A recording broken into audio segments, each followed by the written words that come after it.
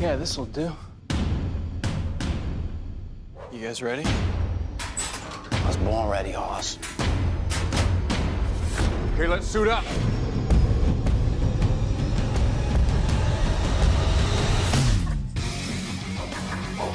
I prefer to keep it simple, unlike Harry Allen over here, who still needs a shave.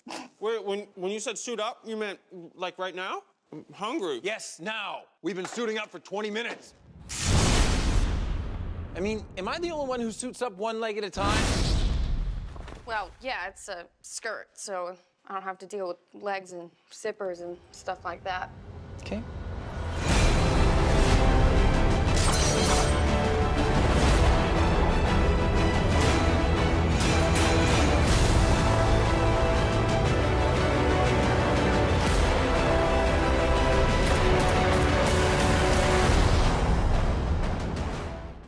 Well, the good news is this is the part of the Q&A we're going to focus entirely on Batman. You're going to lay out the entire story to us. What could you tell us? Where are you in the process? It was really great having this conversation. Are you still outlining? What's that? Are you still outlining? Oh, Is that you where weren't you are? kidding. No, no. Well, no. I was kidding, but I mean, where are you? Just out of sheer curiosity. Right here. I'm right here in front of you, man. Are you outlining? Are you scripting? Are you? I am. I'm outlining. I have the story worked out, and I'm outlining.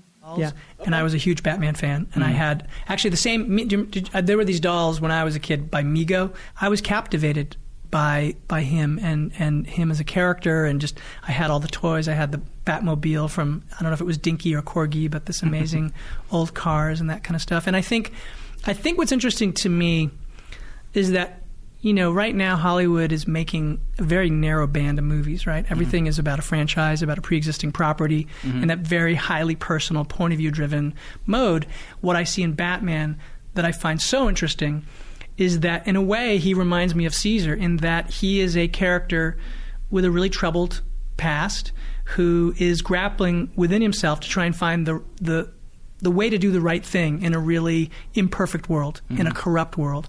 And I find that provides an opportunity, again, if you want to take that point of view storytelling, and I could imagine the stories being like a noir, like heavily point of view driven. I mean, the originals were from the Golden Age, they were detective stories, right? Serials, he was like, basically, yeah, exactly.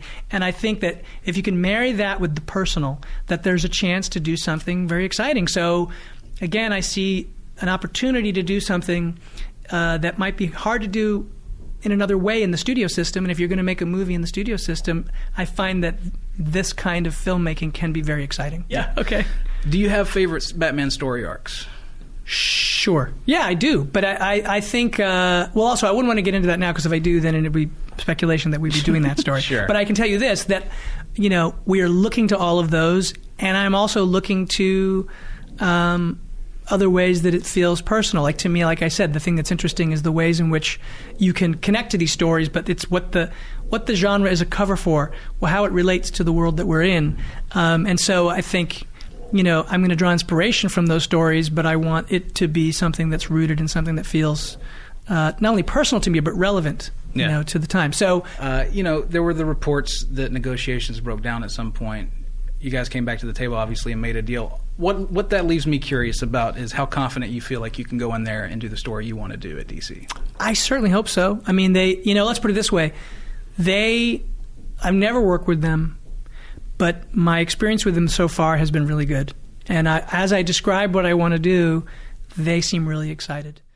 Hey everybody, so there's a whole bunch of DC going on, especially with the Batman movie. We're finally starting to get some updates on where they are, what state of progress the movie's in. I know everybody's still wondering about Ben Affleck, so I'll explain what's going on with that. There's been some more recent developments since the Christmas holiday, so if you are finding me for the first time, be sure to subscribe to get everything. The Flash Arrow DC TV trailer is really just meant to remind you that everything's coming back next week. There'll be separate trailers for that stuff for each of the different shows this week, so I'll do trailer videos when possible, but I know everybody really just wants to talk about the Batman movie. So when he says that he's outlining it right now, he already has the story. It just means that he has the idea, and as it was described to me at the Justice League movie, the most recent version of that reads a lot like Mask of the Phantasm with a Robin in it. Now, I don't know if that's going to be an older version of Robin because there's all these rumors about Jake Gyllenhaal being Batman, so that would necessitate a much younger version of the Robin character. But as awesome as it is to hear that they're planning on making a Hitchcockian Batman detective thriller that feels like Mask of the Phantasm, what does that mean for the Nightwing movie? Because that's confirmed Dick Grayson. There is no other version of Nightwing that is not Dick Grayson. There are several Robins that they could roll out for the Batman movie. And then there's the question of where it fits in the timeline. Because the way that Matt Reeves has described it in the past, when he talked about being connected, not connected, is that when the studio pitched him the idea of doing a Batman movie, he would just have to worry about the Batman character. He wouldn't have to worry about all this crazy dark side stuff that they were setting up during Justice League. So even though Jeff Johns said that all the movies are still connected, it does feel like this Batman movie, whoever winds up being the Batman character in it, will be relatively self-contained, even though within the world of the movie, all of the other Justice League characters will exist. It just sounds like Batman will have his problem to solve, and it's not like he's going to check in with all the different characters of the Justice League to get help with his problem. It's something that he'll take care of himself with any other Batman characters that they want to include in that. The only real update that we have about Ben Affleck is that he was taking meetings at the studio after the Christmas holiday, so he could be meeting with Warner Brothers about anything. But what a lot of people are saying is that because, like Matt Reeves says, that they have the story but not the actual script, is that Ben Affleck is waiting for the script to decide whether or not he wants to be in that movie. So all the talk that you hear about the studio pursuing other actors is just them hedging their bets because they don't want to wait even longer to make the movie. There's been enough delays. Like originally, I think they intended to release it 2018, 2019.